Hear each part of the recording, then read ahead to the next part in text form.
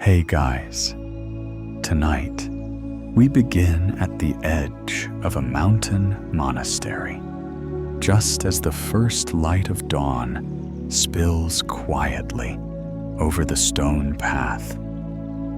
The air is crisp, tinged with pine and wood smoke, and the silence wraps around you like a thick cotton robe. You walk slowly, your sandals brushing against moss and gravel, following the gentle rhythm of your breath. And then you see it, resting alone on a smooth stone slab beneath the open sky, is a bowl. Round, simple, dark clay. No gold trim, no carvings. Just a bowl. Empty. Still. You probably won't survive this without wondering why such a quiet thing feels so deeply complete. So before you get comfortable, take a moment to like the video and subscribe, but only if you genuinely enjoy what I do here. And if you're still with me, drop your location and local time in the comments. It's a gentle joy knowing where we're resting together tonight. Now dim the lights, maybe turn on a fan for that soft background hum. And let's ease into tonight's journey together. The bowl doesn't speak, of course, but it doesn't need to. It sits there holding nothing. And in that nothing, you feel invited, not just to observe, but to rest alongside it, to empty out your own mental clutter.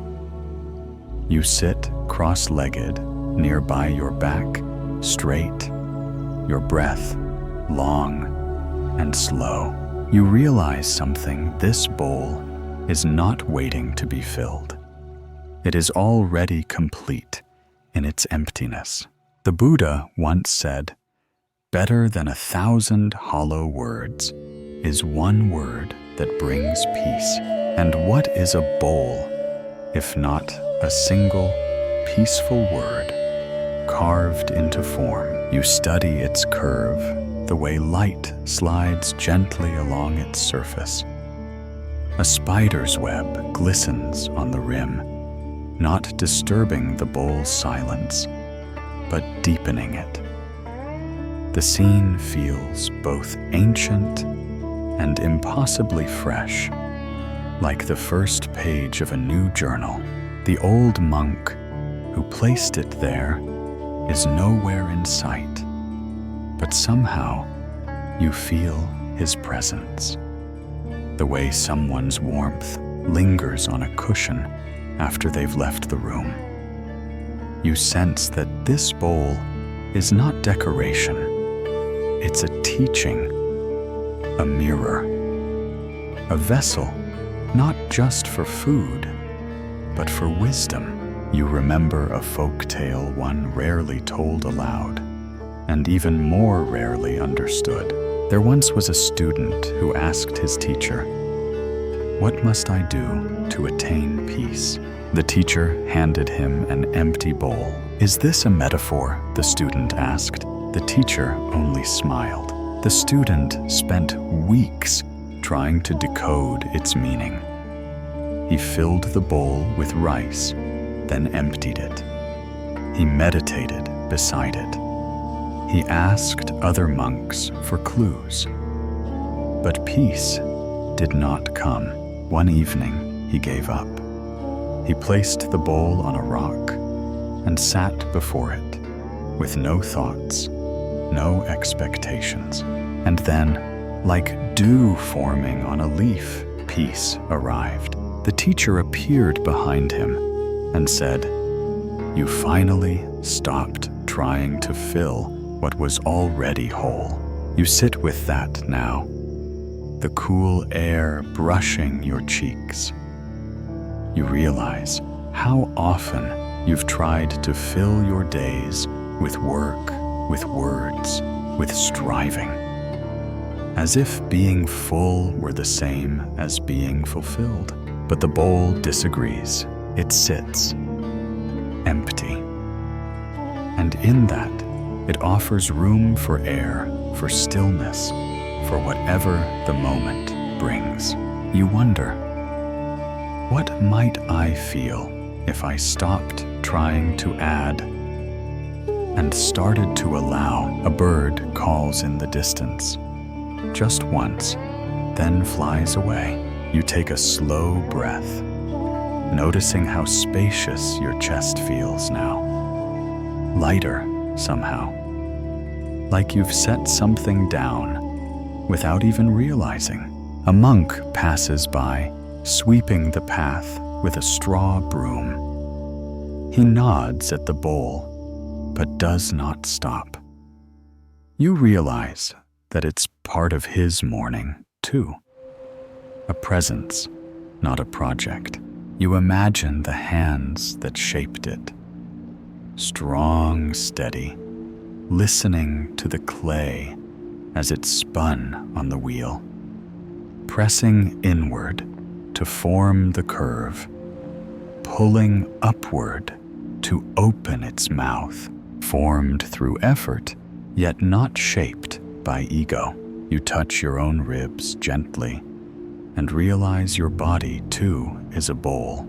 It holds breath. It holds emotion. It holds life. And maybe the key to contentment isn't in what it holds, but in how it holds. You return your gaze to the bowl, feeling the stillness grow between you. It has no desire. It makes no demand. It just is. You exhale again, slowly, deeply. And for a quiet moment, you match it. You stay seated near the bowl, the stone beneath you, cool, but not unfriendly. Morning unfurls around you, like a breath held overnight, slow, clean, full of potential. Somewhere nearby, a bamboo ladle dips into a cistern. The soft splash repeats, rhythmic and calming, like the earth whispering its mantra. Your stomach gives a small, polite growl. It's early, and the body remembers. Soon the morning meal will be served. Simple as always. Rice, pickled vegetables, a bit of tea. But today you are asked to help carry the alms bowls down the hill. You follow a senior monk, robes fluttering like flags of stillness in the wind, to the place where offerings are received. The village is quiet when you arrive. A few children are already waiting with small bundles wrapped in cloth. An old woman brings a pot of warm rice, her back slightly bent from years of such offerings.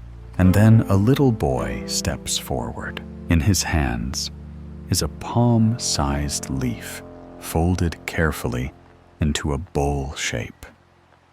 Inside it, a small mound of rice with a single roasted peanut resting on top like a crown. He looks up at you and places it in your bowl, his hands barely reaching. You bow deeply, and he bows even deeper. And in that moment, you understand something about giving and receiving that no book has ever taught you. This here is a gift of just enough. The Buddha once said, "Contentment is the greatest wealth."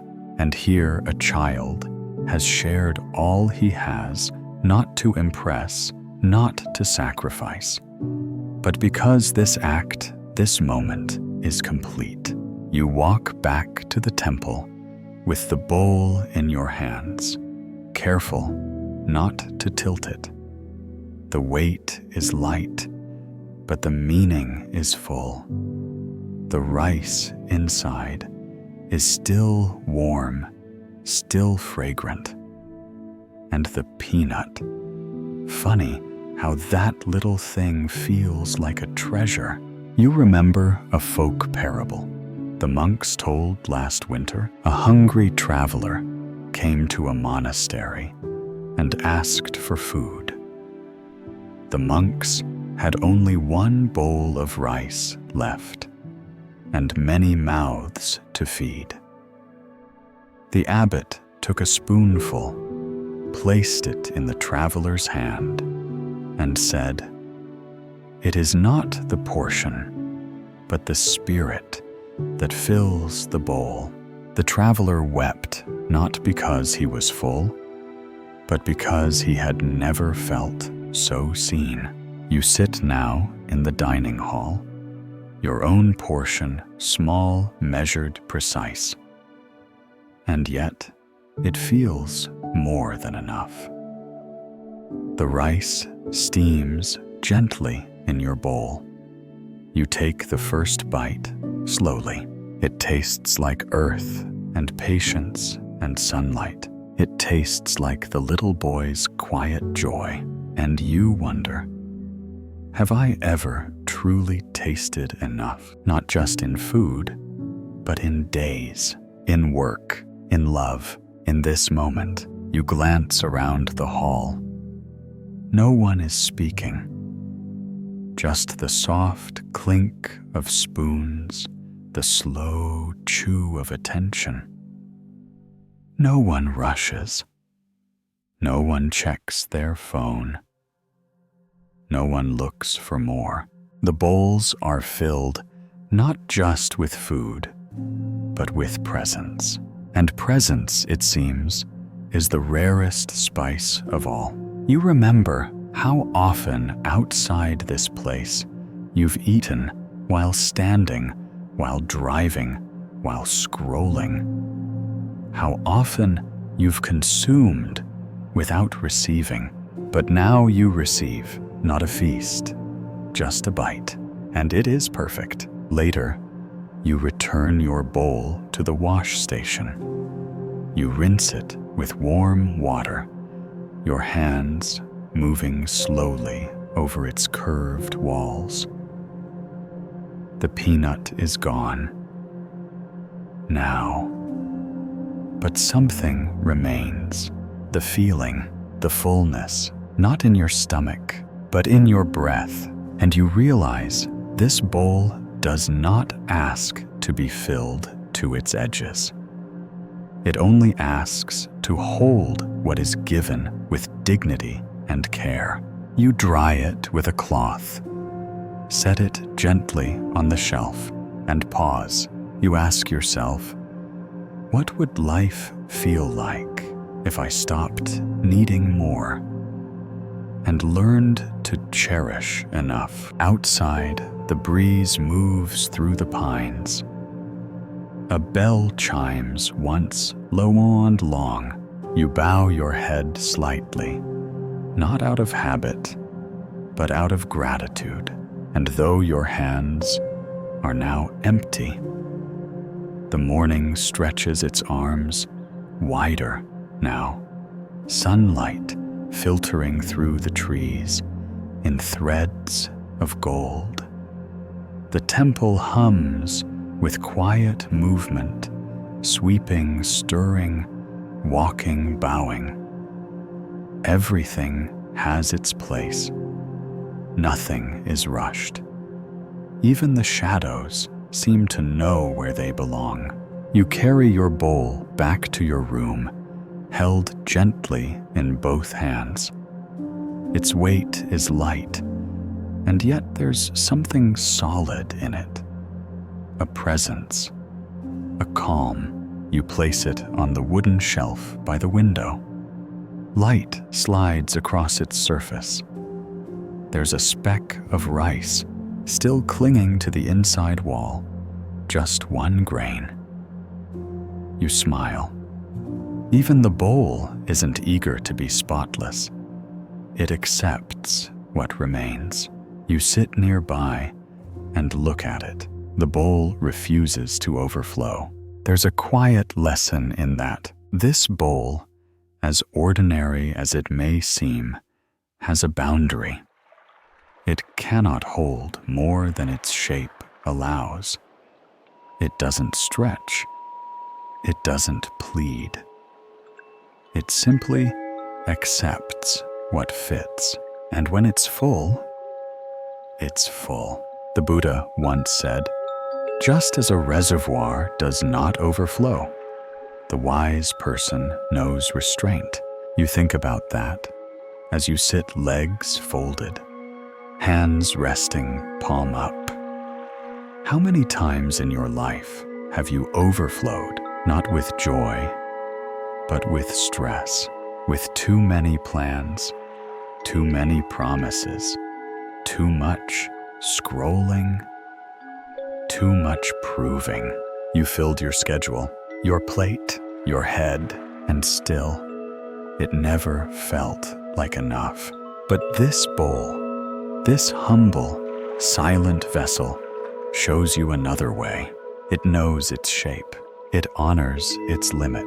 And in doing so, it becomes whole. You remember a folk story the monks shared on a rainy afternoon. A young man once asked a teacher, "How can I find peace?" The teacher handed him a bowl and began to pour tea. The bowl filled. The tea reached the rim, and still the teacher poured. The tea spilled onto the table, onto the floor. The student jumped up. "Stop! It's overflowing." The teacher smiled. "Exactly.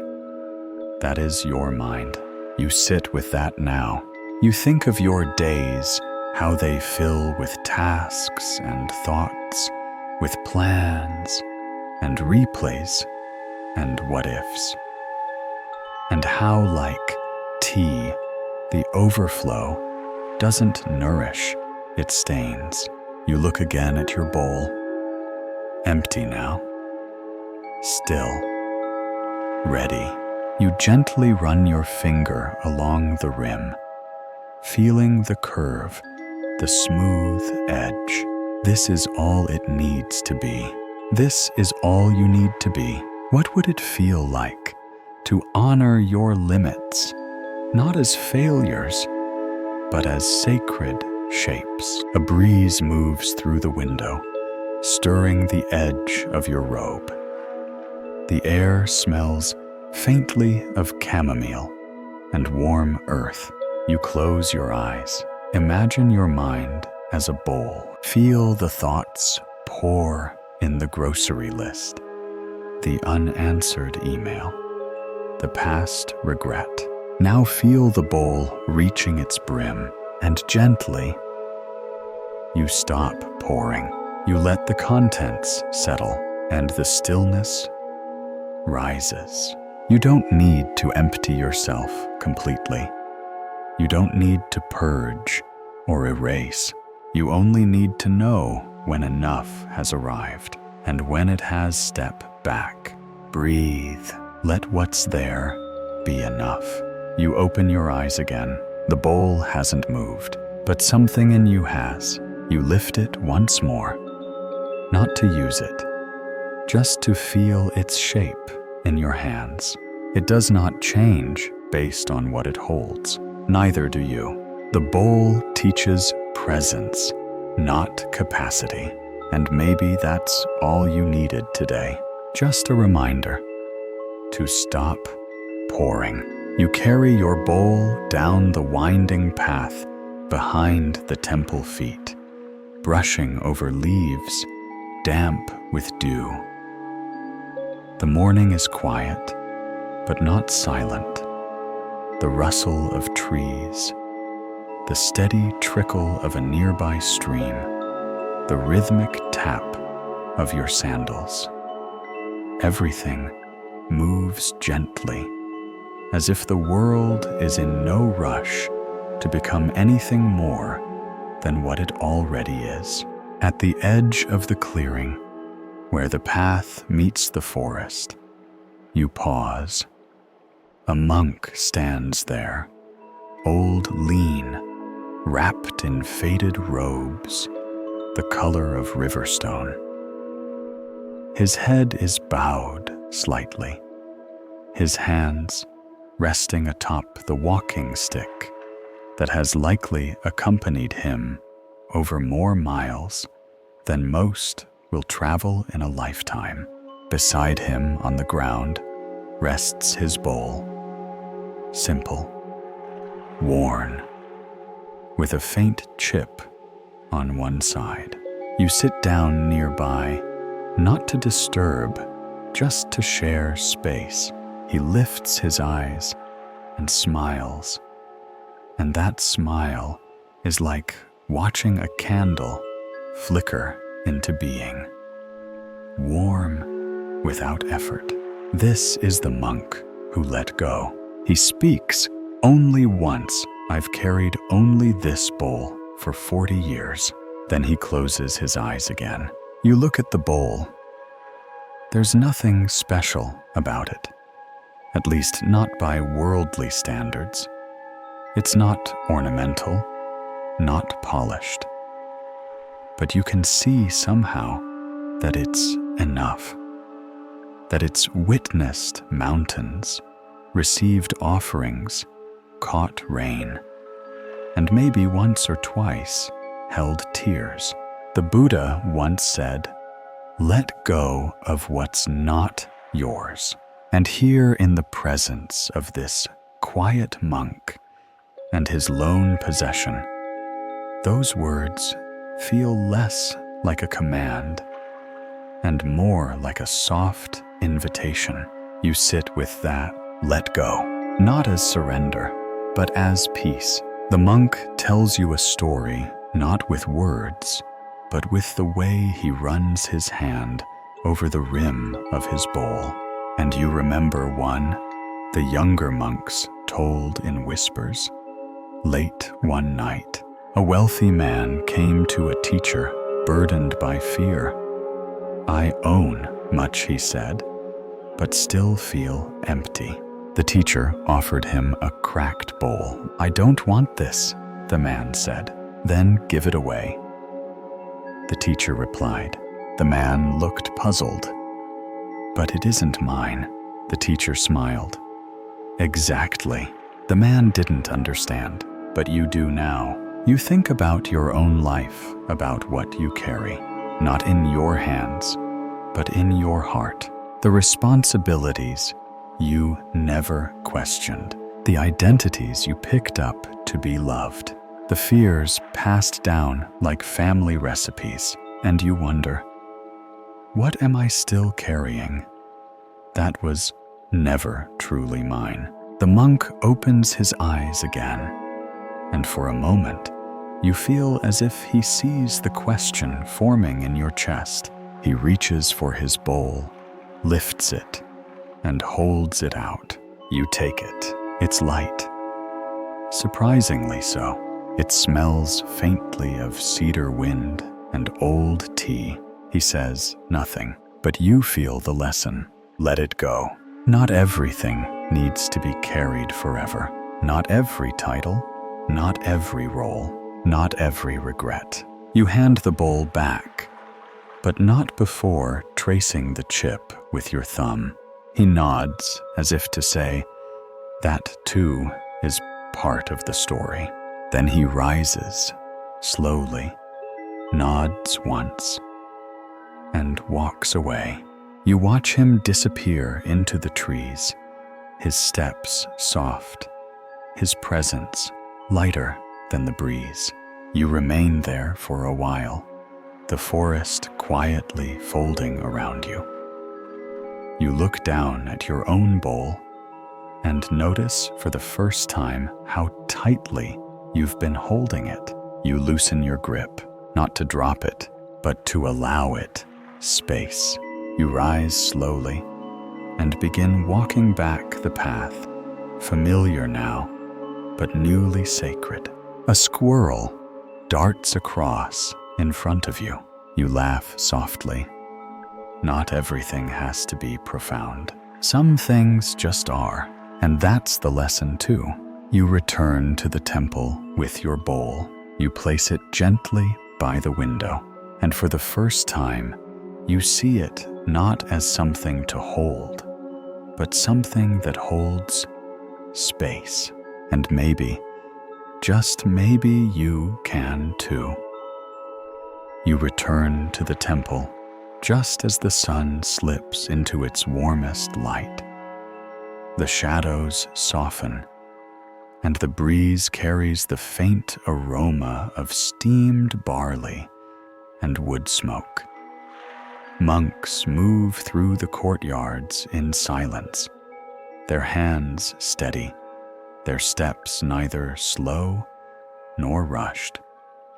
Everything seems to flow, not with purpose, but with presence. After morning chores, you're asked to join a senior nun in the kitchen. She greets you with a smile that crinkles at the corners of her eyes, then hands you a clean cloth and gestures toward the small wooden shelf where the bowls are kept. It's time to wash. You take your place beside her at the basin. There's no need for instruction. You simply watch her movements, washing the bowl, washing the mind. The water is warm, slightly fragrant, from boiled tea leaves steeped earlier that morning. You dip the first bowl in gently. The cloth glides over its curve, following its shape, not forcing it.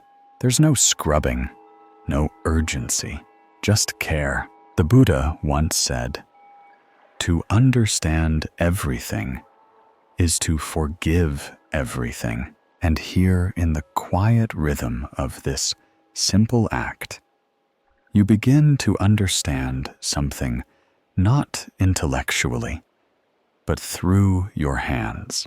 The act of cleaning the bowl is not about perfection. It's about attention, about tending, about meeting a surface with kindness, not aggression. You move on to the next bowl.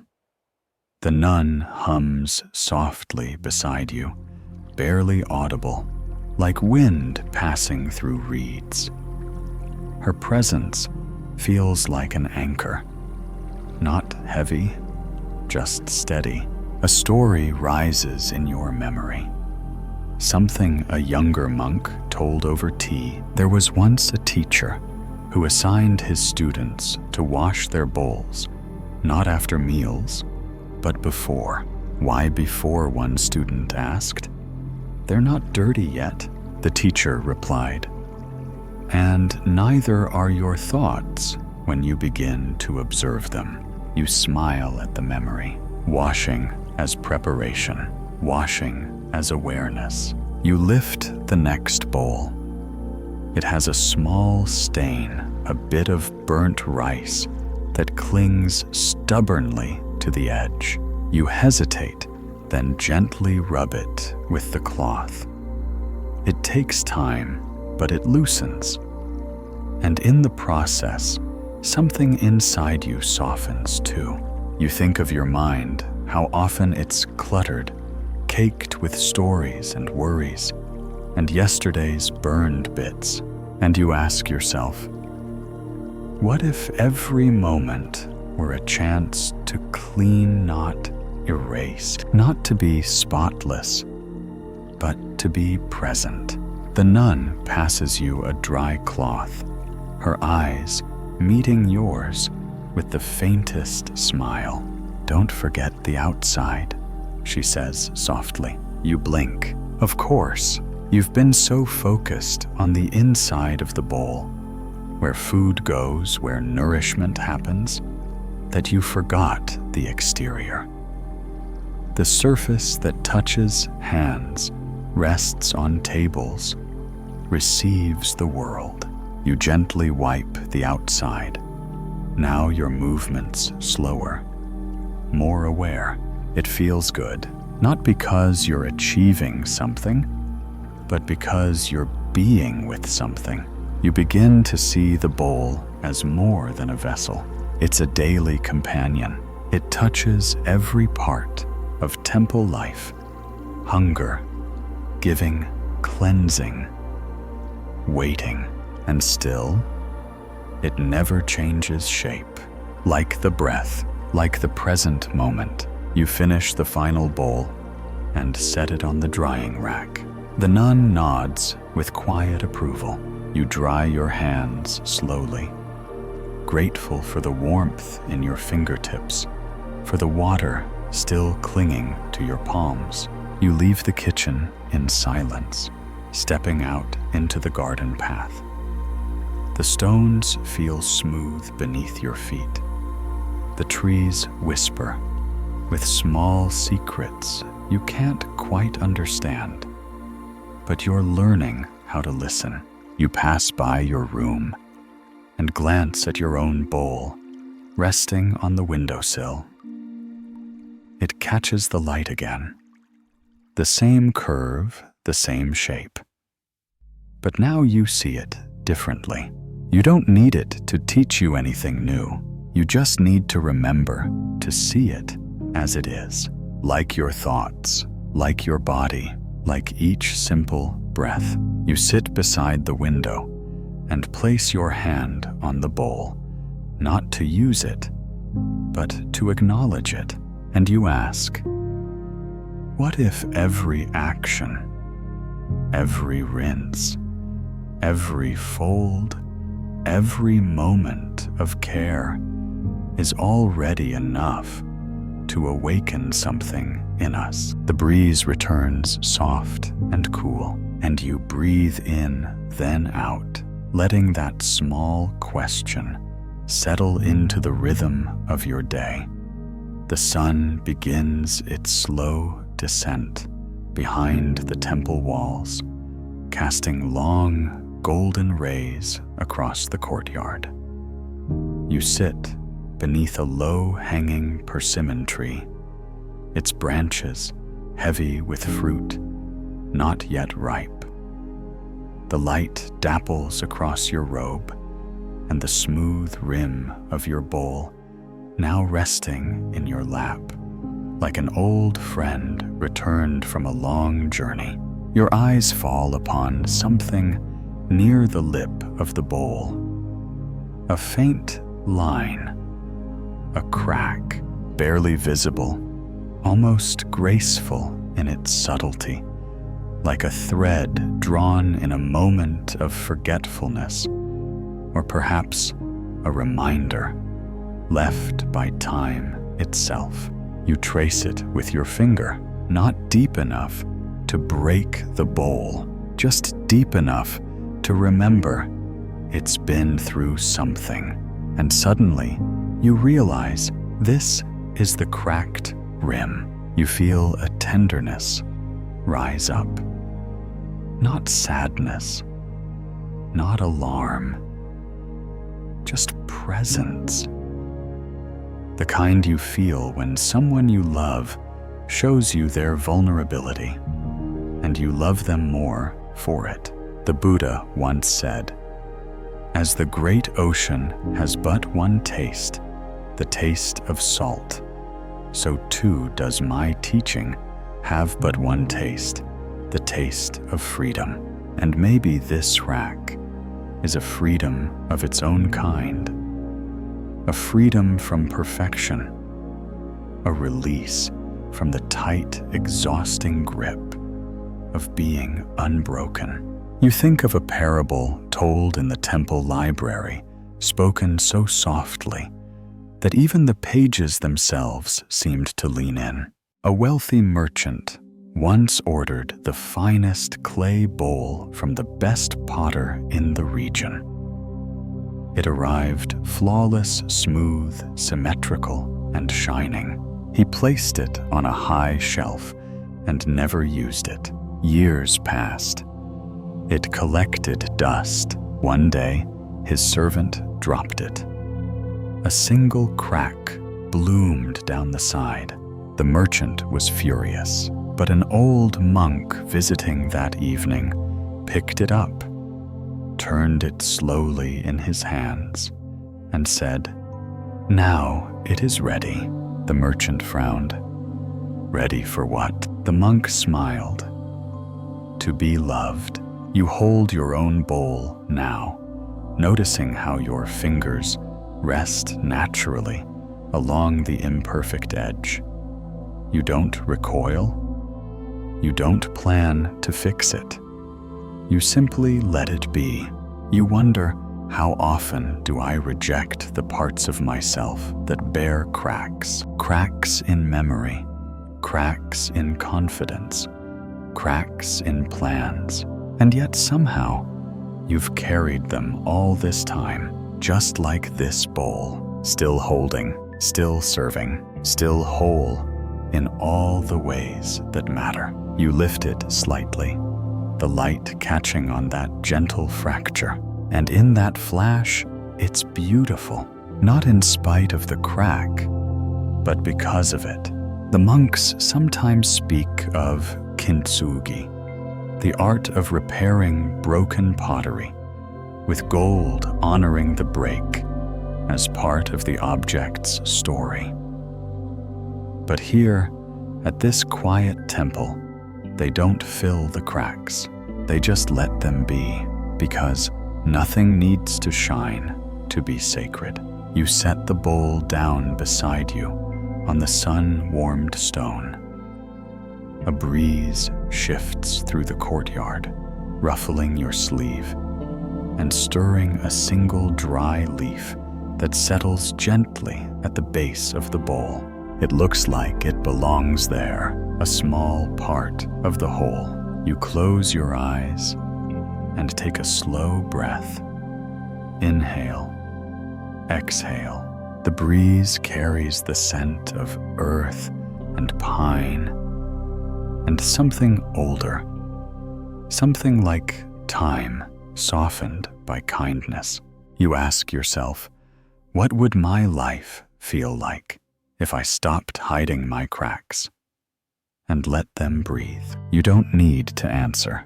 The bowl doesn't. It just sits. Cracked, yes, but steady. You rise slowly and gather the bowl in your hands. Its weight hasn't changed, only your way of holding it, with care, with love, with the soft strength of one who knows beauty doesn't come from being untouched. It comes from being used, from surviving, from still being able to hold what matters. You walk back toward your room, the light behind you now turning to amber, and your bowl, it doesn't shine, but it glows.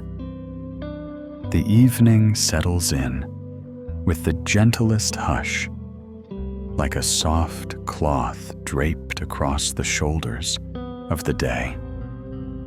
Lanterns begin to flicker, one by one, along the veranda, their warm glow pooling on the stone paths like little breaths of gold.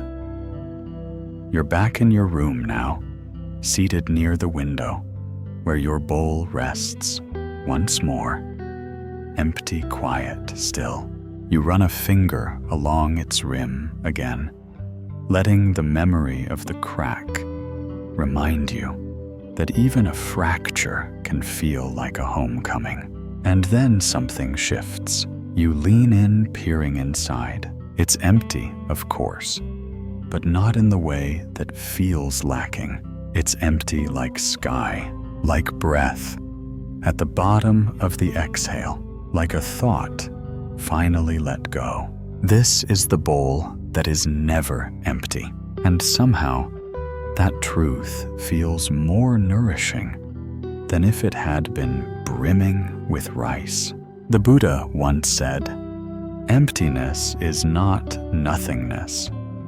Emptiness is full of everything." You sit with that, breathing in the quiet truth of it.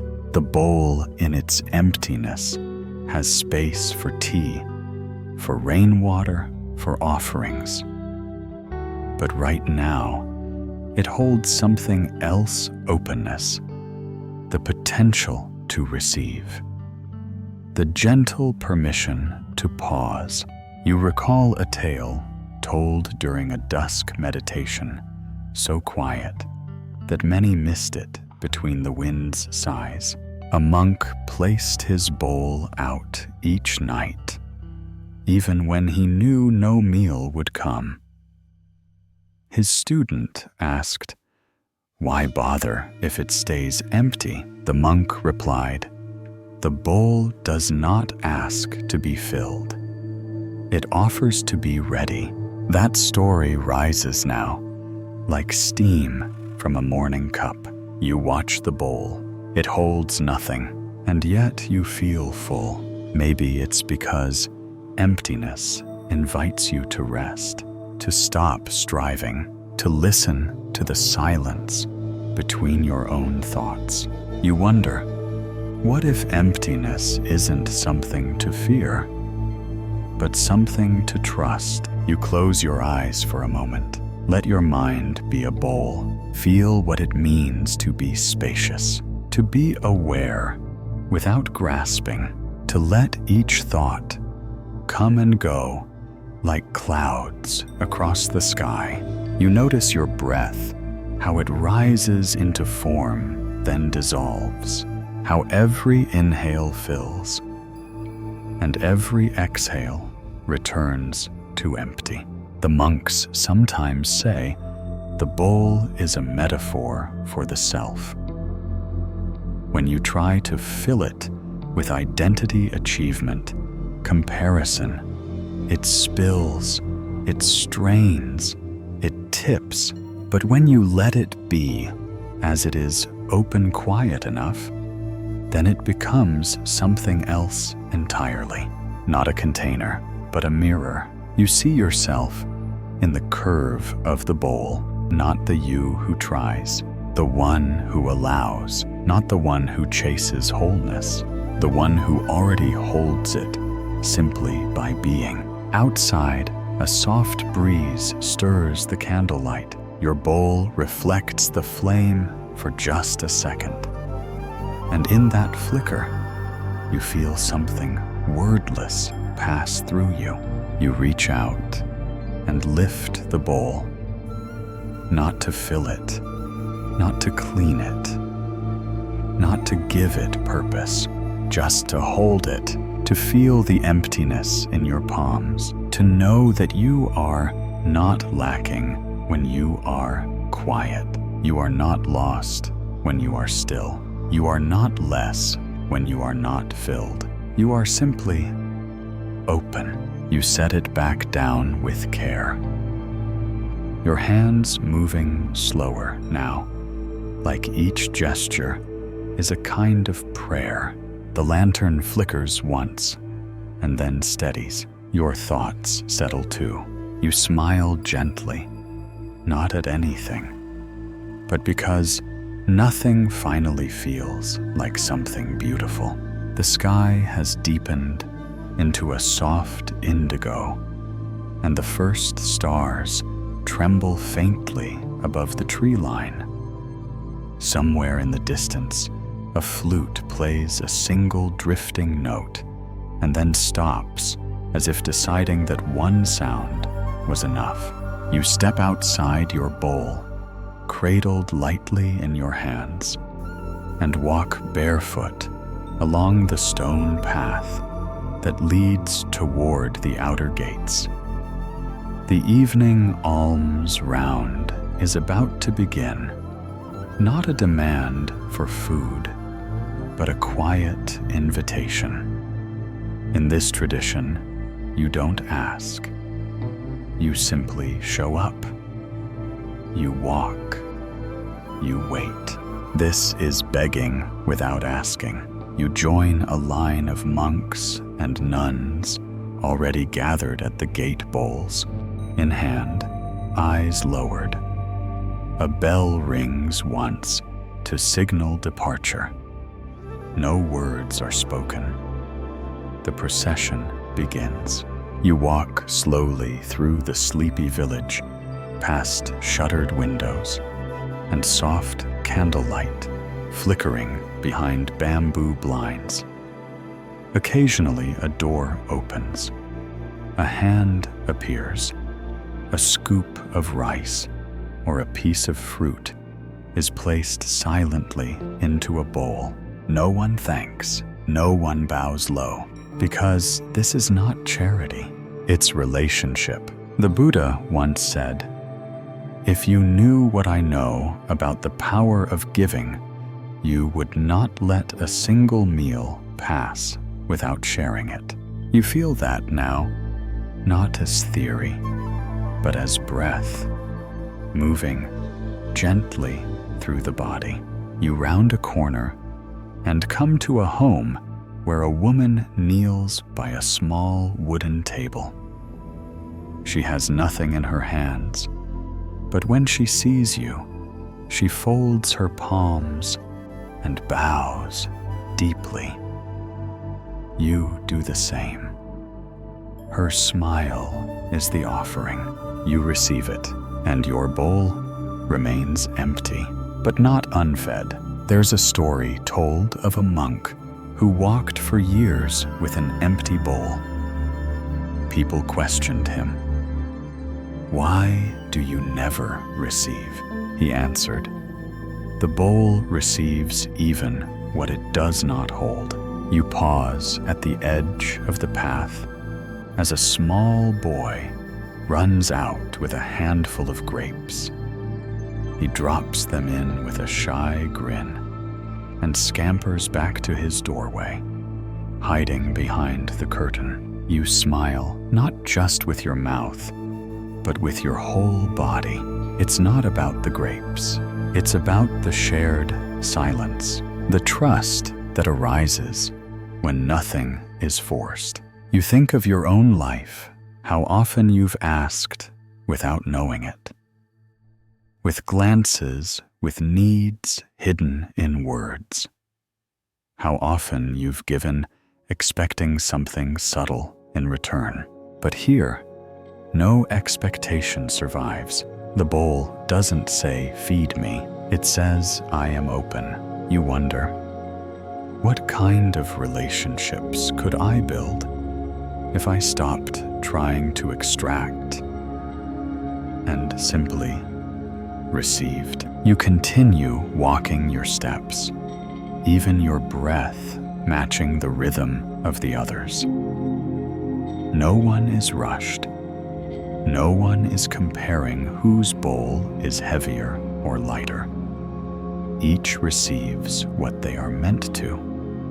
No more, no less.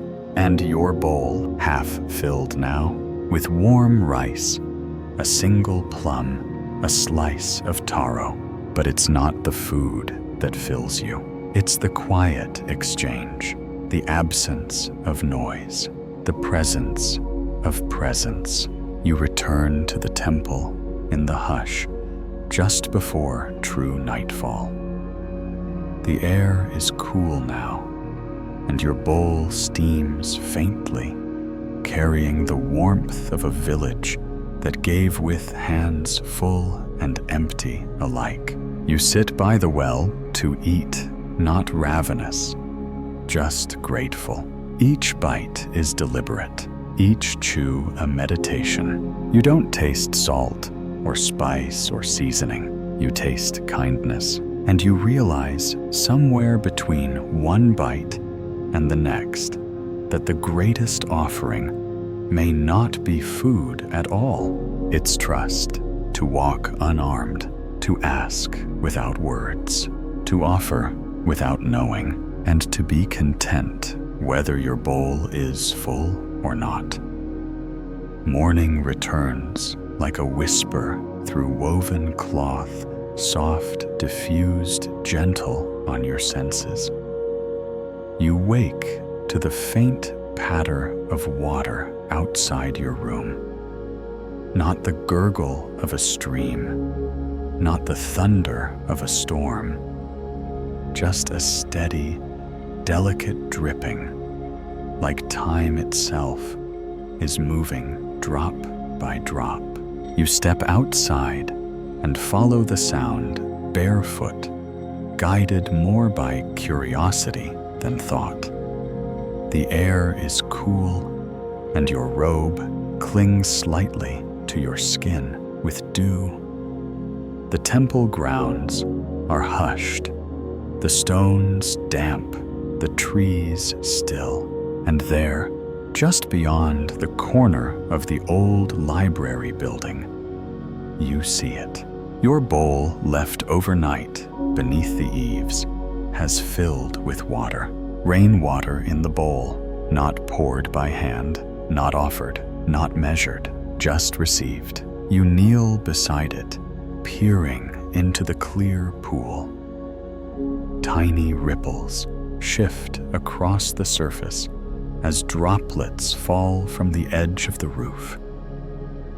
Each one lands softly, disappears instantly, yet contributes to the whole.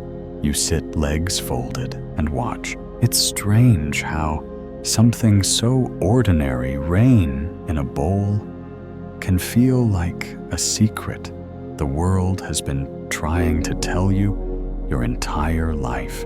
The Buddha once said, "Rain falls equally on the just and unjust. There's no preference, no judgment, just nourishment." The bowl didn't ask for the rain. It simply remained open. You let that settle into your chest. How often do you try to orchestrate your life plan for every need? Seek only the right moments, shield yourself from chance. But here's the rain, falling freely, filling what's available, leaving what is closed untouched. There's an old story whispered on rainy days in the temple. A young monk once asked the abbot, "Why does the rain come when I do not need it, and avoid me when I do?" The abbot answered, "The rain does not come for you. But if you open your bowl, it will come to you." You glance again at your own bowl. It doesn't judge the water. It doesn't fear the overflow. It receives, and when it is full, it rests. You dip your finger into the rainwater and swirl it slowly. The ripples respond not dramatically, just enough to acknowledge your presence. You feel the coolness on your skin, and something inside you stirs like a leaf turning on a pond. You wonder, what if I stopped trying to chase fulfillment and instead allowed it to arrive in its own time? You lift the bowl carefully, two hands supporting its wet base. The water trembles, catching reflections of sky and tree branches above. A single cherry blossom petal drifts down and lands silently on the surface, resting without resistance. You walk slowly back to your room, carrying the bowl like a blessing. You don't drink the water, you don't discard it.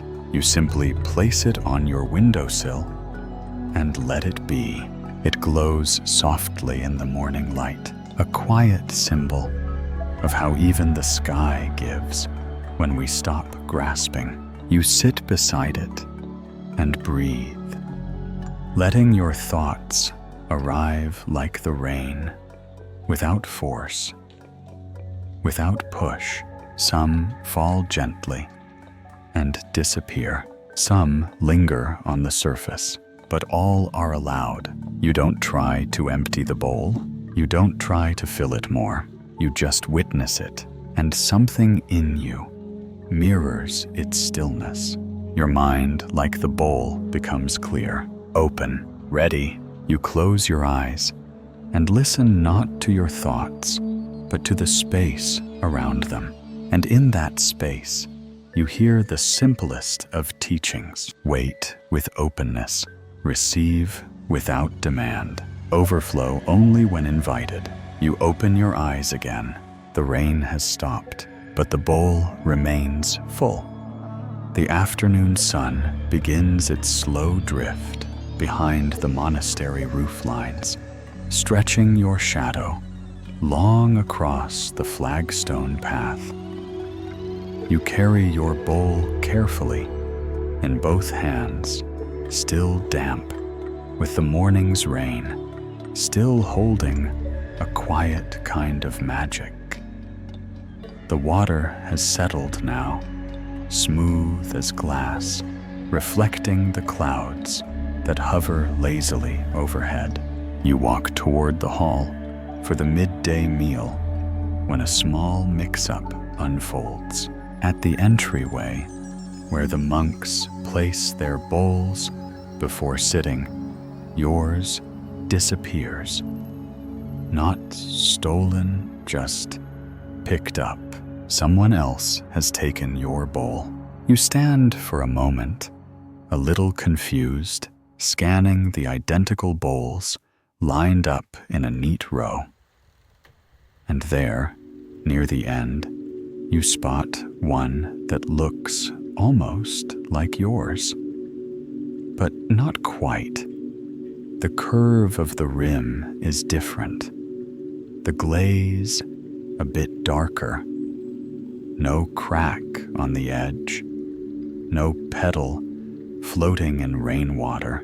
This one is not yours, and yet you hesitate. This is the bowl that is not you. A monk nearby notices your pause and tilts his head. Trouble, he asks, with a smile, his voice like soft gravel underfoot. I think my bowl was taken, you whisper. He shrugs. Then use another. That's it.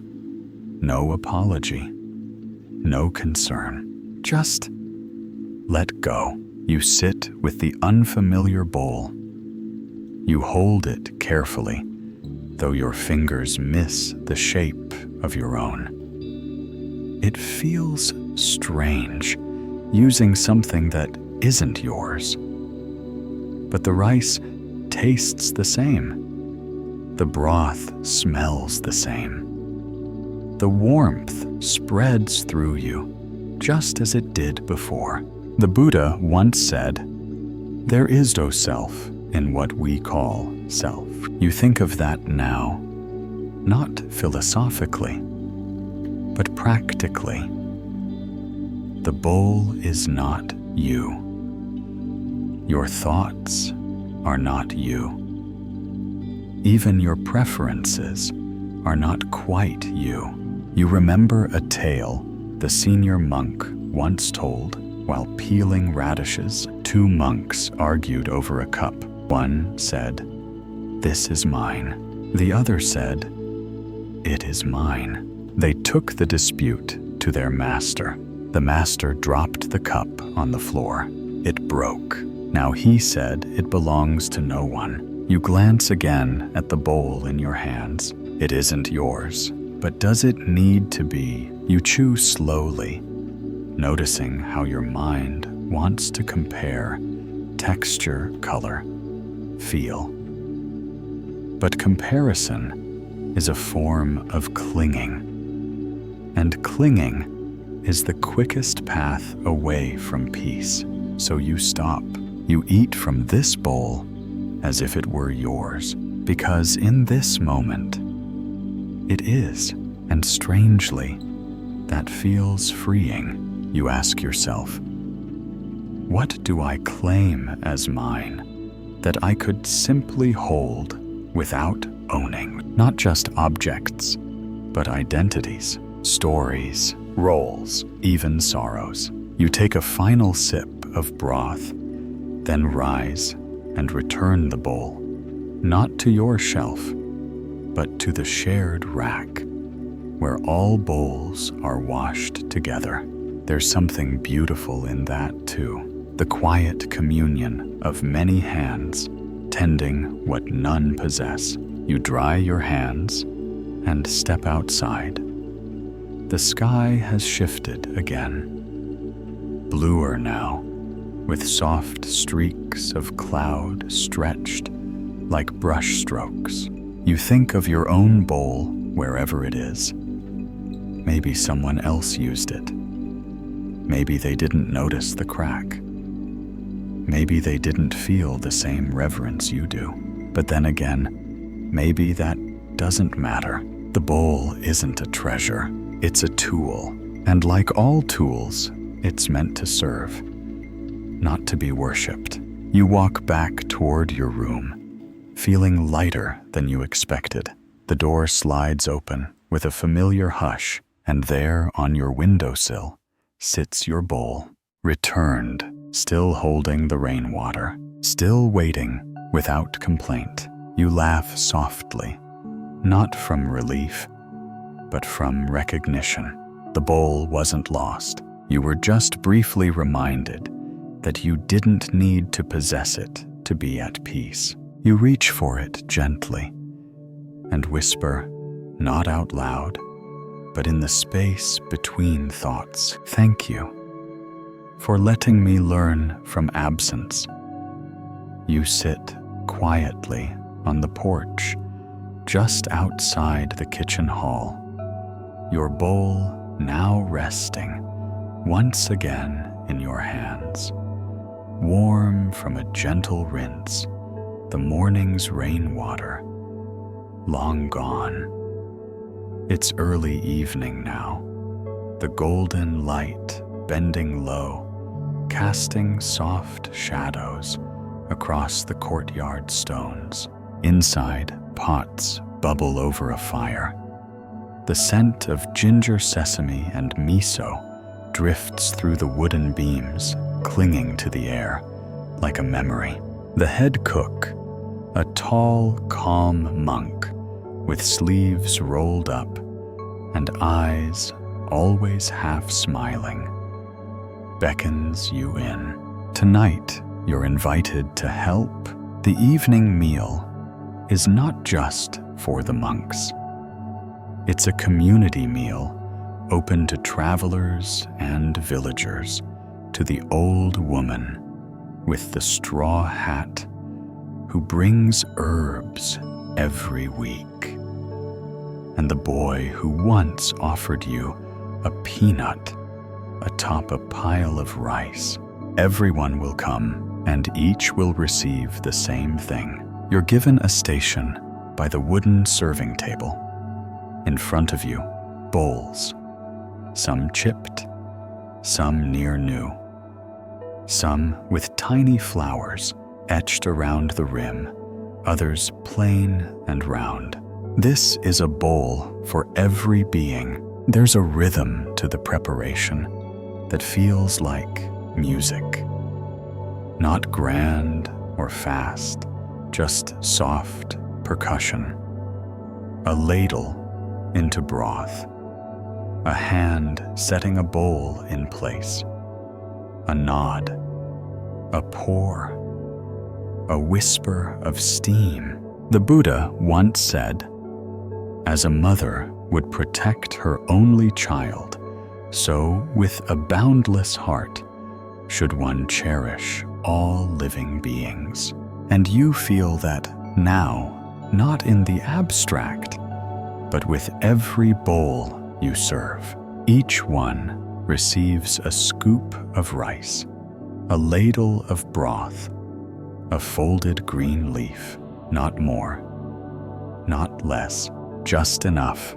There's a story that floats up from memory, told during a lazy afternoon walk along the northern trail. A fox came to a temple kitchen each night for a month.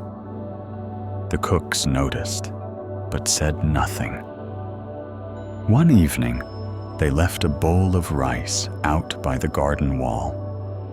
The next morning, it was licked clean. They continued every night until one day, the bowl remained untouched, and the monks said, "He is full." So are we. You think about that fox now, as you serve bowl after bowl. You think about how giving and receiving aren't always face to face. Sometimes it's the quiet gesture that matters most. A girl from the village steps forward.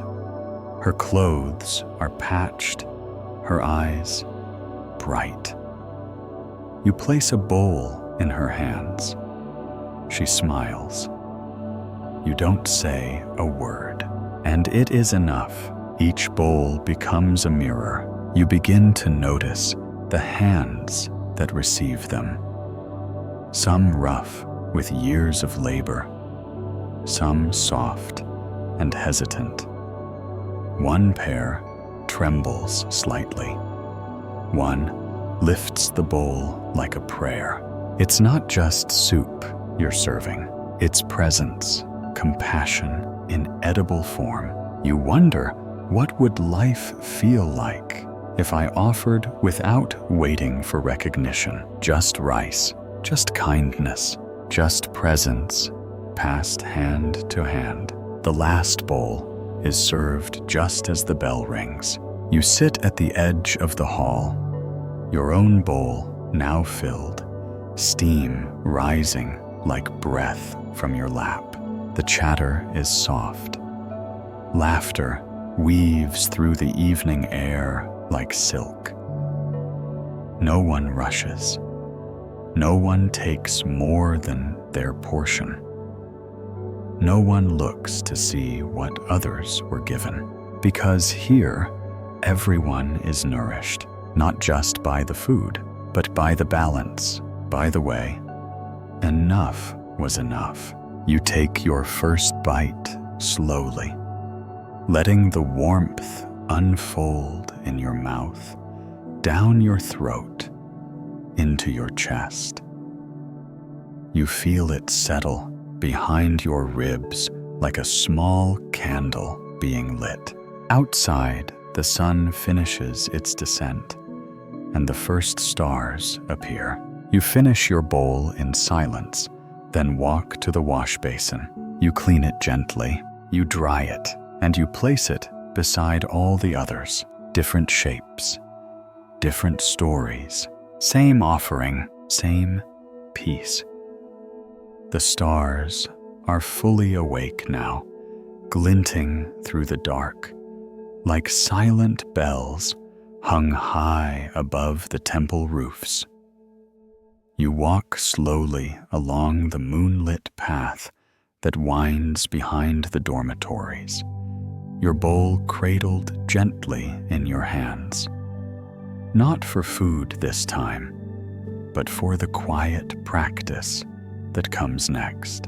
The night has a stillness that feels like breath held just long enough to remind you of your own. Tonight, you are asked to carry your bowl to the upper hill. No task, no explanation, just walk with it. And so you do. This is holding without clinging. The bowl rests lightly in your palms. Your fingers adjust to its shape, the way it dips slightly on one side, the faint curve where your thumb naturally fits. You carry it the way you'd carry a sleeping bird, secure but not tight. The moonlight catches the rim, and you notice how often your hand wants to tighten around it, as if you might drop it, as if something so simple could be lost. The Buddha once said, "You only lose what you cling to." You walk on. The hill rises gently, the path scattered with pine needles and the scent of wild herbs. A soft wind stirs the robe at your ankles. You realize how much of life is held too tightly. Success, control, opinions, even healing. You recall a parable one monk shared on a long, foggy morning. A young monk asked his teacher how to let go of sorrow. The teacher handed him a bowl full of water and said, "Carry this to the top of the hill without spilling a drop. The monk gripped it tight and walked quickly, fearful and stiff. Halfway up, the water sloshed. By the time he reached the summit, it was nearly empty. The teacher said, "Now try again. Walk slowly. Hold it gently and trust the bowl to hold itself." And so he did. You reach the hilltop clearing where the pines part and the stars seem a little closer. There's a stone bench waiting there. No sign, no instructions, just space. You sit. The bowl still rests in your hands. You haven't dropped it. You haven't spilled a thing, and your hands feel different now, less guarded, more curious. You ask yourself, what else have I been gripping so hard? It lost its meaning. A moment, a relationship, a belief. You loosen your fingers slightly and let the bowl rest on your lap. The relief is subtle but noticeable. Your breath flows easier, your shoulders lower. You let the bowl just be there, not protected, not displayed, just present, like you. You gaze out at the valley.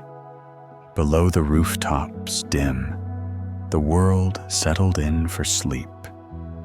A lantern flickers in a distant hut. An owl calls once from the trees and then falls silent again. You feel it now, not just intellectually, but in your muscles and bones. Holding doesn't require clinging. You can care for something deeply and still let it change. You can love something and still let it go. You can carry something close without making it your identity. The bowl rests quietly on your robe. A breeze lifts the ends of your sleeves, and you breathe. Inhale. Cool night air fills your lungs. Exhale. The tension drifts out of your hands. The stars do not press themselves into the sky. They hang there loosely, quietly, with no need to prove they belong. You take the bowl into your hands one more time and stand. The hill is still and sacred. You bow to it, not formally, just in gratitude. And then you walk back down, not fast, not rigid, but balanced, letting the bowl move slightly as your steps find their rhythm, trusting that nothing will fall if you soften. You descend the hill slowly, the night wrapping itself around your shoulders like a soft shawl. The bowl in your hands moves with your rhythm, now no longer something to protect, but something to accompany. The trees hush as you pass, and the gravel underfoot crunches just enough to remind you you're here. As you return to the lower courtyard, you notice an unusual glow rising behind the kitchen hall.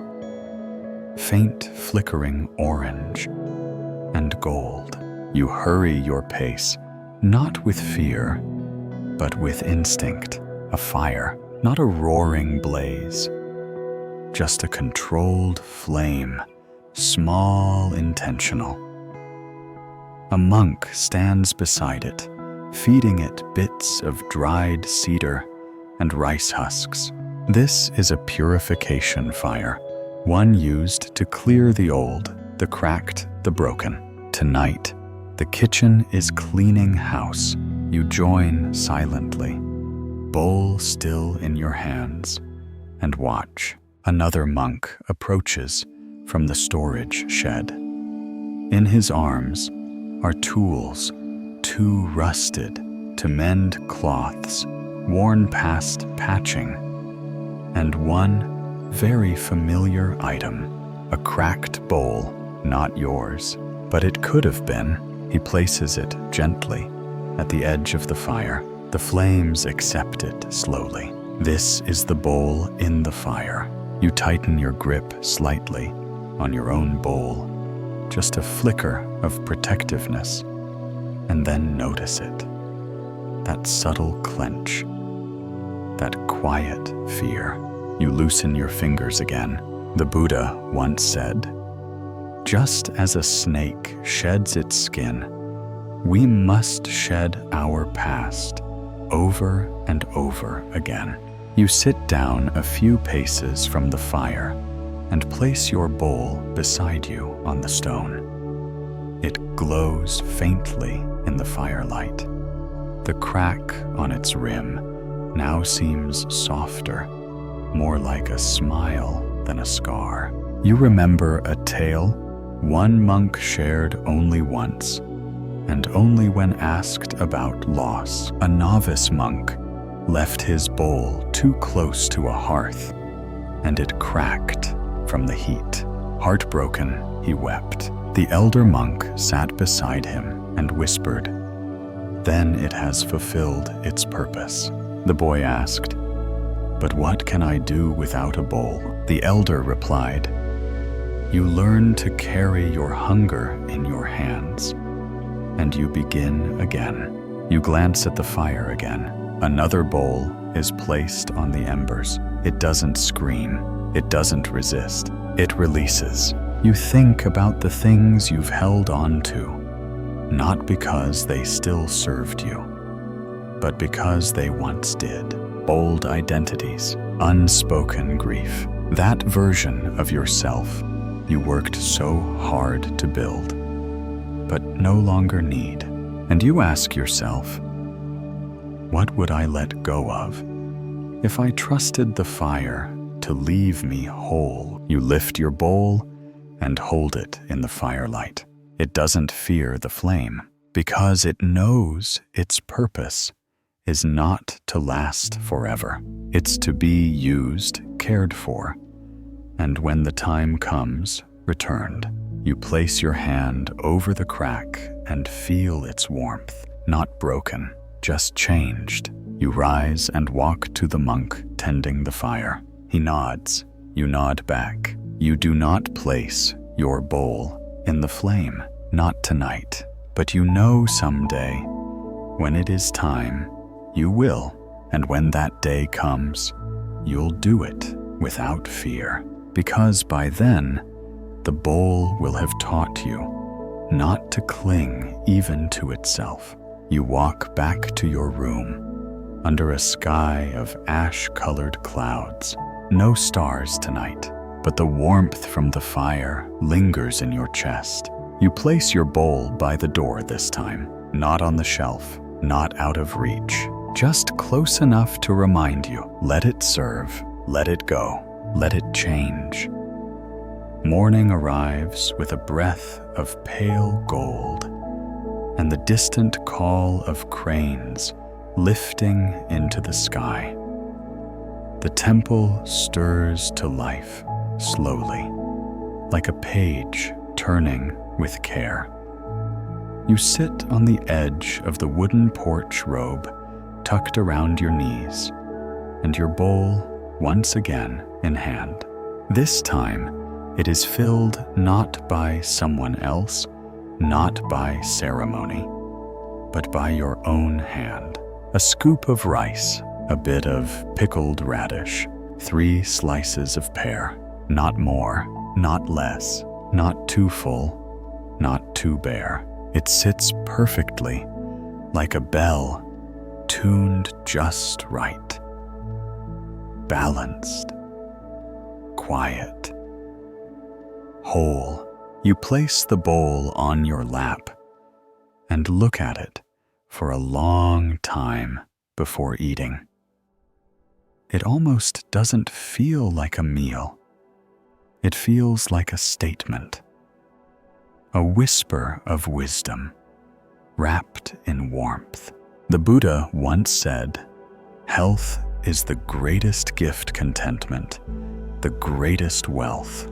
And here in this bowl of simple food is a quiet kind of wealth. No sugar, no spice, no drama, just nourishment, sufficiency. You lift the first bite with the same care you'd give to something sacred, and maybe for the first time you realize that it is. Not because the ingredients are rare, but because they're enough. There's a story shared among the temple gardeners, people who spend their days kneeling in the dirt, coaxing life from soil. A traveler once stopped for a meal and grumbled, "Is this all?" The gardener smiled, handed him the bowl, and said, "Yes, all." The traveler frowned. "I'm not sure I'll be full?" To which the gardener replied, "Then fill the space that is not hunger with gratitude." You chew slowly, feeling that truth in your bones. This bowl has limits. It doesn't pretend to be a feast, but it doesn't apologize for being simple, and somehow that makes it generous. You look up at the garden. The bamboo leans with the breeze. A snail moves across a stone. A monk kneels nearby, scrubbing a pot with rhythm and care. Nothing extravagant, everything complete. You ask yourself, how often have I missed joy? Because I was measuring for more flavor, more success, more attention. But here, this bite, just as it is, feels like an answered prayer. You didn't realize you'd been offering. Not too full, not too bare, just right. You reach the bottom of the bowl and realize you don't feel heavy. You don't feel deprived. You feel balanced. Isn't that the rarest feeling? To have just enough. To not want more, to not dread less. You rinse the bowl gently, drying it with a cloth that smells faintly of sunlight and cedar. It shines softly in your hands. You trace the rim once again. It's still cracked, still complete. You place it down beside you and watch as the sun reaches it, casting a clean, thin shadow across the porch.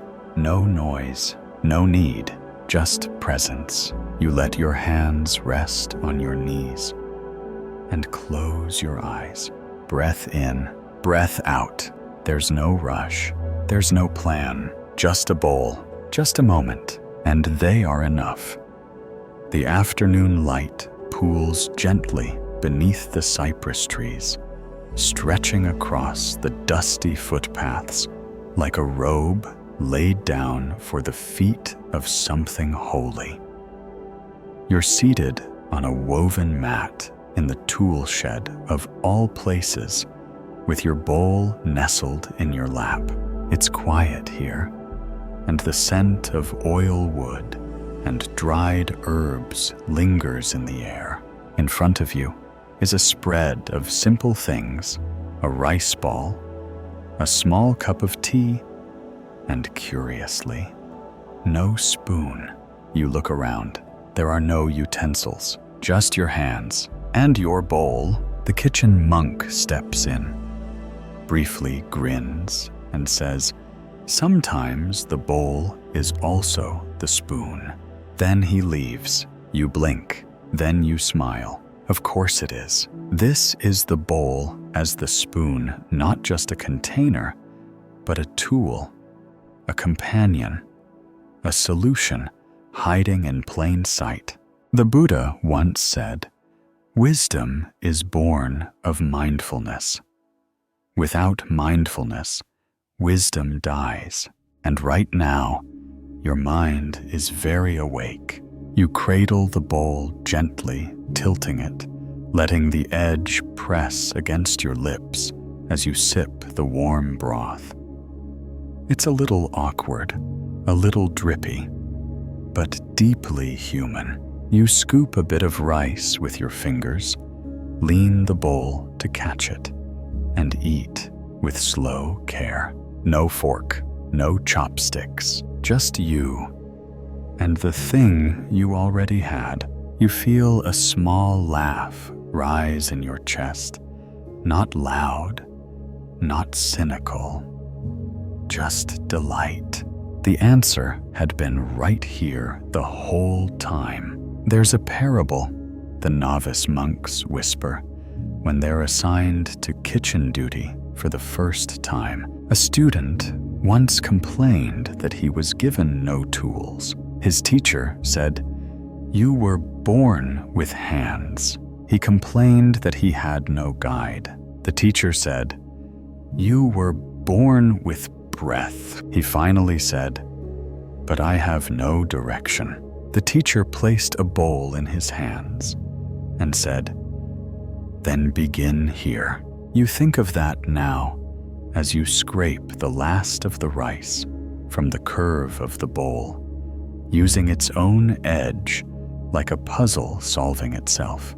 There's a satisfaction that comes with this, not the kind born of indulgence, but of resourcefulness, of sufficiency, of discovering that you already possess enough to meet this moment. You ask yourself, how much effort have I spent searching for answers outside, when the answer has always been what I already held? The tea in your bowl is now warm, and you lift it once more.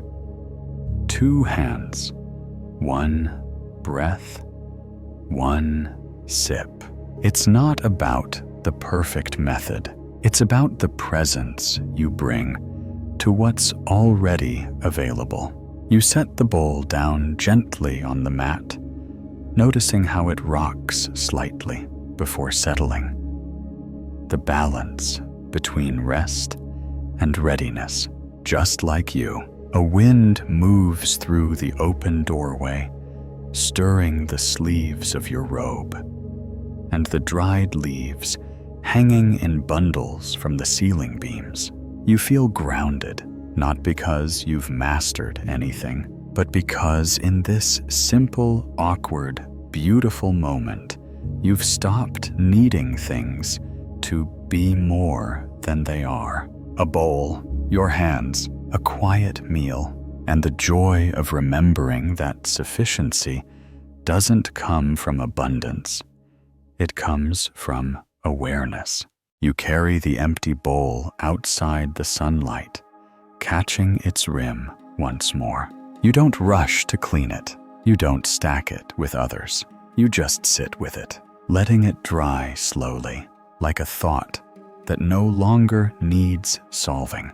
You trace its edge one more time, not to find something, but to remember. You don't always need more. Sometimes what you've got is already the answer.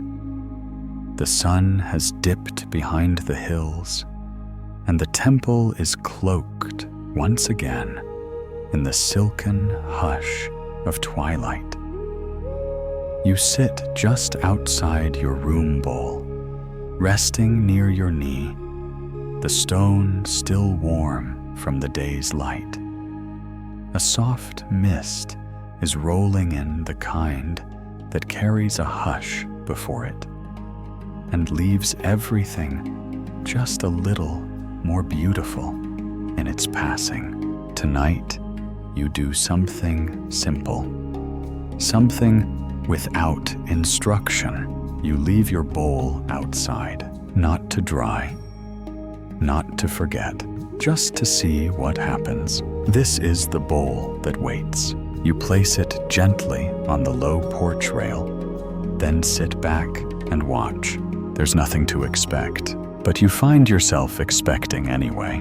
A leaf might fall in, a breeze might knock it slightly. Maybe nothing at all will happen, but the bowl doesn't seem to mind. It simply waits, The Buddha once said, "Patience is the highest ascetic practice, and the bowl, it seems, is a master. It doesn't fidget, doesn't yearn, doesn't check the sky for signs of what's next. It just remains open, still willing." You remember a tale told once? On the coldest evening of winter, a monk placed his bowl beneath a fig tree and left it overnight. In the morning, he found it filled not with fruit, but with a single smooth stone. No one ever admitted to leaving it, and he never removed it. He carried it in the bowl for years. "Was it a gift?" a young student asked. The monk replied, "No. It was an answer." To what question? I hadn't asked it yet. You smile at that, because sometimes life gives without you asking. Sometimes it offers things you didn't know you needed. Not food, not fortune, but stillness, or grace, or a small round stone that grounds you more deeply than any prayer. You glance again at your own bowl. Nothing yet, and yet it feels full somehow. You ask yourself, what gifts am I missing? Because I'm too busy checking for what I expect. The stars begin to emerge one by one. You wait, not anxiously, but openly, and then it happens. A small shape approaches through the grass, carefully, cautiously. A cat, one of the temple's silent guardians. Pale fur, luminous eyes, tail like a brushstroke. She hops up onto the porch, sniffing the bowl, then curls up beside it, not in it, beside it, and falls asleep. You watch her breathe. You listen to the quiet, and you feel something shift inside you.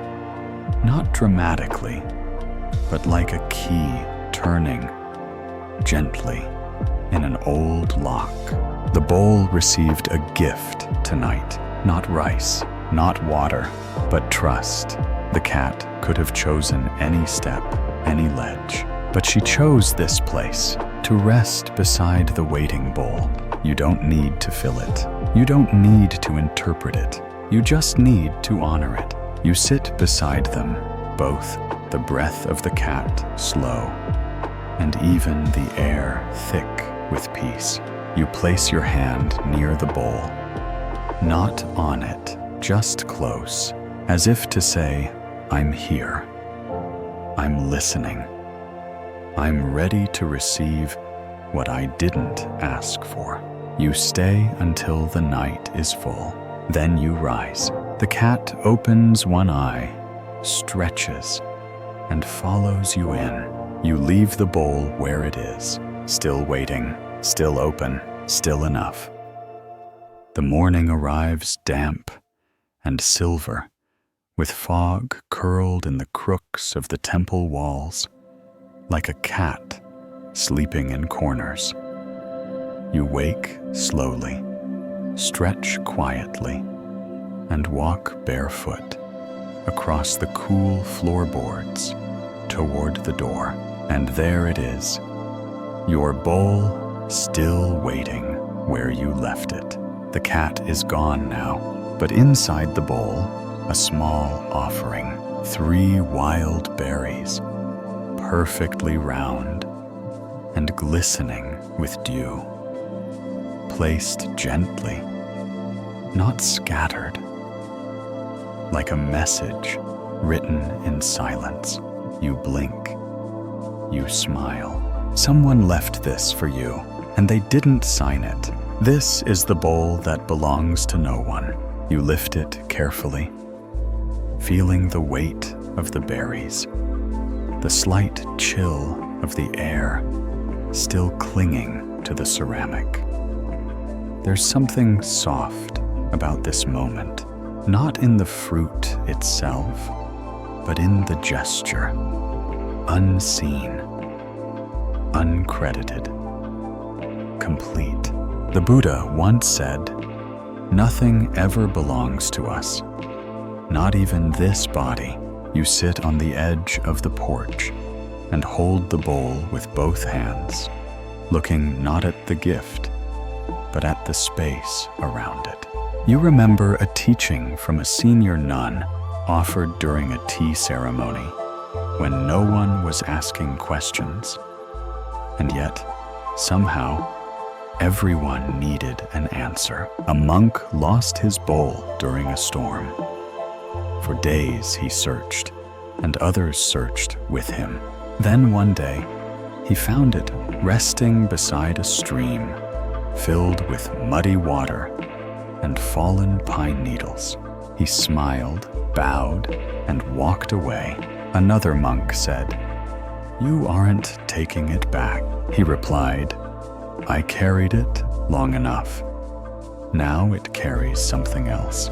You let that echo in your thoughts as you lift one berry and place it in your mouth. Sweet, tart, real. You chew slowly and feel its juice become part of you. And you wonder, how much peace could I find if I stopped needing to own what was simply meant to pass through me? You eat the second berry, and then the third. Not quickly, not greedily, just gratefully. You rinse the bowl with warm water and carry it with you as you make your way to the garden path. A novice greets you with a quiet bow, eyes lingering briefly on the bowl, but saying nothing. Maybe it was him, maybe not, but somehow it doesn't matter, because the gift wasn't about you, and neither is the bowl. You pass the communal basin, where several bowls sit in a row, washed, drying in the sun, some with cracks, some with faint etchings, all different, all the same. You place yours among them. It joins the others, like a bird finding its flock, resting shoulder to shoulder, rim to rim. You walk away lighter, not because you left something behind, but because you finally understand nothing was ever yours to begin with. Not this bowl, not this moment, not even this breath. And somehow, that's not frightening. It's freeing. You pause beneath the plum tree in the courtyard, watching petals fall like slow snow. Each one lands without resistance. Each one returns to the ground it came from. You ask yourself, if nothing belongs to me, can I still love it deeply? And the petals answer you in silence. Yes, you can love something with your whole being. You just don't need to keep it. Evening has returned, hushed and blue. You walk the temple grounds slowly, feet brushing against the worn path as crickets begin their dark chorus. Your bowl is tucked beneath your arm, wrapped in a cloth, the way the monks taught you, not as something precious, but as something worthy of care. Tonight begins the silent retreat for the next cycle of the moon. No one will speak, no questions, no teaching, just breath, presence, the hush between thoughts, and the bowl, once again, becomes everything. This is the bowl in silence. You follow the others into the meditation hall, slippers left by the door, robes gently swaying, 100 steps each placed with reverence. No one speaks, no one needs to. You place your bowl at your side beside your cushion and sit. The room fills slowly. The bell rings once, then nothing. Silence wraps around you, not like an absence, but like a blanket. Warm, protective, generous. You close your eyes. The Buddha once said, "Silence is an empty space. Space is the home of the awakened mind." And now you begin to see what he meant. In this silence, your bowl becomes your voice. How you hold it, where you place it, the way you clean it after meals without sound. Every movement is communication. You recall a story whispered to you by a monk who barely spoke, even outside retreat. 2 disciples entered a week-long vow of silence. One dropped his bowl on the 2nd day, and it cracked. He wanted to apologize, but instead, he placed a flower petal inside the broken rim and set it by the elder's door. Nothing was said, but the apology was felt. By the end of the week, the elder placed a 2nd petal beside it. No explanation, just forgiveness. You breathe in slowly now. This silence doesn't feel like a restriction. It feels like honesty. It strips away the need to explain yourself. It leaves only presence. You open your eyes slightly and see your bowl resting on the floor beside you. Its shape so familiar now. Its stillness matching yours. And you wonder, what would I hear if I stopped trying to speak over every moment? You walk to the meal hall when the bell sounds again. There's no conversation, only the rustle of robes, the scrape of wood, the creak of floorboards. You receive your portion wordlessly. The cook meets your eyes for just a second, and it feels louder than any greeting. You carry your bowl to your place and sit. You eat with your hands. You bow before and after. You wash your bowl slowly, mindfully, watching how the water curves inside, how the cloth smooths the rim, all without a word. And yet, so much is said. Gratitude, awareness, contentment. The bowl becomes a mirror, now, not just of what you receive, but of how you carry yourself. Do you rush? Do you hold tightly? Do you place it down with a sigh or with reverence? These things speak now, when your voice does not. You return to your room, bowl clean, your breath soft, and you place it beside your mat like you always do. Only now, it feels like more than a habit. It feels like a vow, a small daily devotion, to treat each moment, each object, each bite, each silence as sacred. You lie down beneath the open window.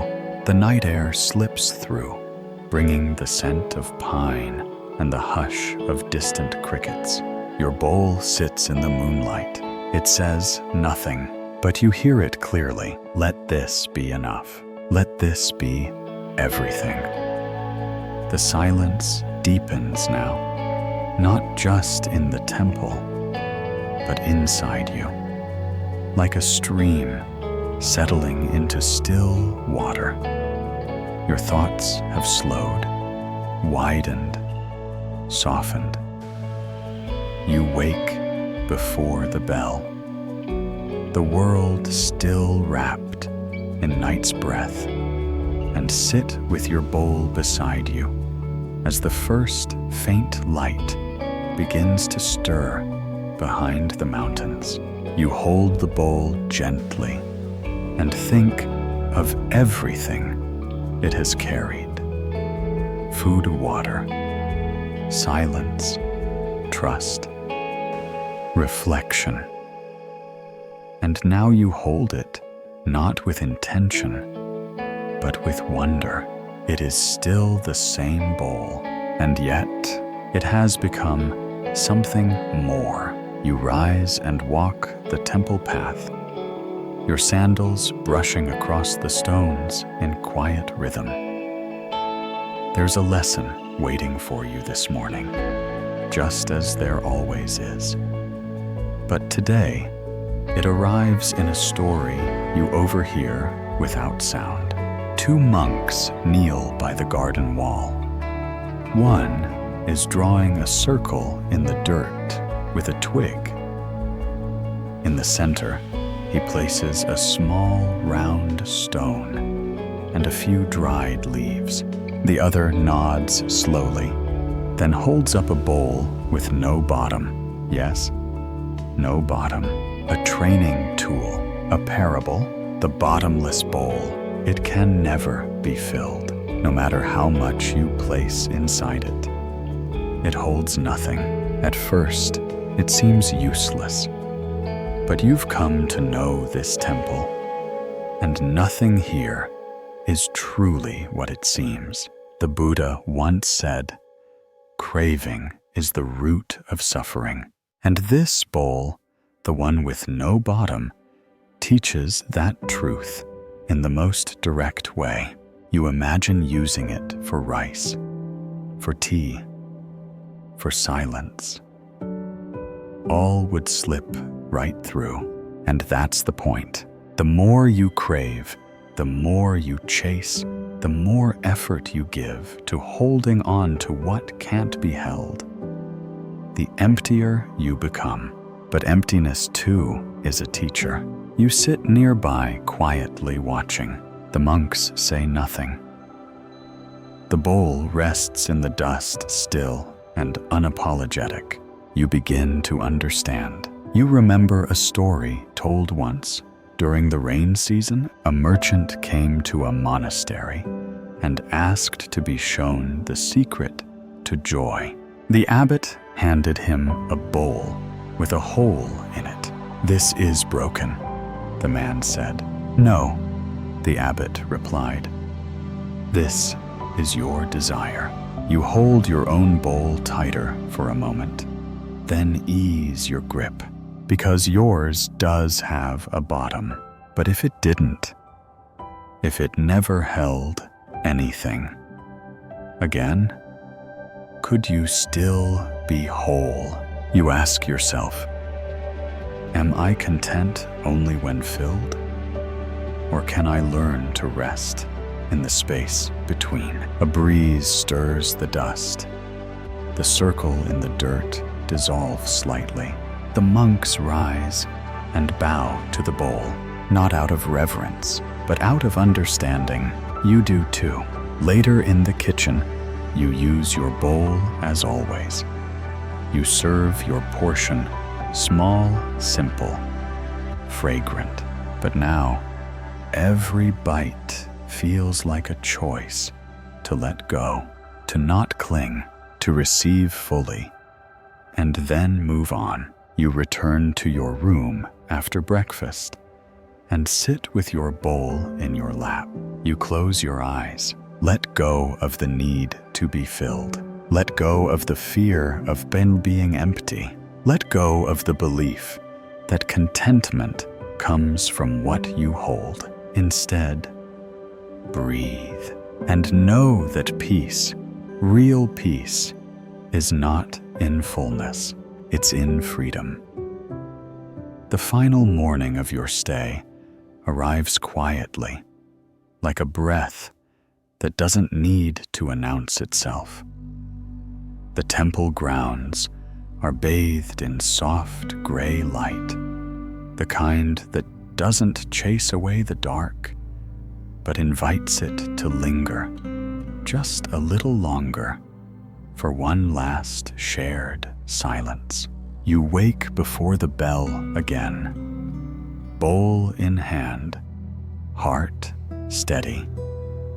There's no rush, no lingering desire to capture the experience, to make it last. Only a calm presence, a gentle trust. You walk the path one more time, not as a guest now, but as someone who has begun to understand. Not everything. Just enough. The Buddha once said, "Peace comes from within. Do not seek it without." And now you know why that line rests at the center of every lesson here, carved in breath, in silence, in the shape of a bowl. You sit in the courtyard near the plum tree, the same one where petals once danced quietly down around your shoulders. The tree is nearly bare now, its blossoms carried off by time. But beneath it, your bowl finds its place on the stone. And so do you. You hold it with both hands. You look at it, not for what it contains, but for what it reflects. And this morning, it reflects you. Not the restless searching you, but the still you, the aware you, the you that has learned not to grab, not to flee, not to demand, but to sit and see, to receive without needing to possess, to be without needing to become. This is becoming the bowl. You remember one last parable offered to you by a traveling monk as you walked beside the stream a few days ago. A student once asked her teacher, "How will I know when I'm ready?" The teacher handed her a bowl. She said, "I already have one." The teacher smiled and walked away. It took her years to understand. The bowl wasn't a gift. It was a mirror. You trace the inside of your own with one finger now. The clay is cool, the curve soft with time. It has carried food water, silence, laughter, emptiness. And through it all, it never changed its nature.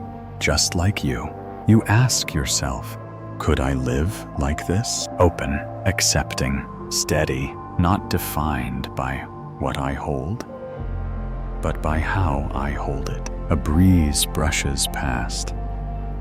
Somewhere a bell chimes, low and slow, like a sigh.